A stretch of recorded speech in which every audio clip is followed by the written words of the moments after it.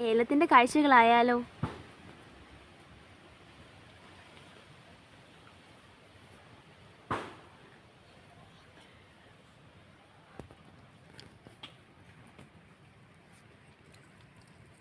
ഇതാണ് ഏലത്തിൻ്റെ പൂവ്.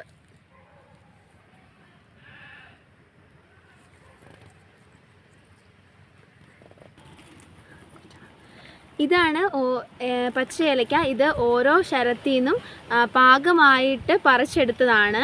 ഇത് പ്രത്യേക ടെമ്പറേച്ചറിൽ സ്റ്റോറിൽ ഉണങ്ങിയിട്ട് ഡ്രൈ ആയിട്ടാണ് പാക്കറ്റുകളിലൊക്കെ ആക്കി മാർക്കറ്റിൽ വിൽപ്പന നടത്തുന്നത്.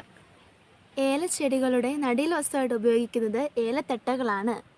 ഇതുപോലുള്ള തട്ടകളാണ് നടാൻ വേണ്ടി ഉപയോഗിക്കുന്നത്.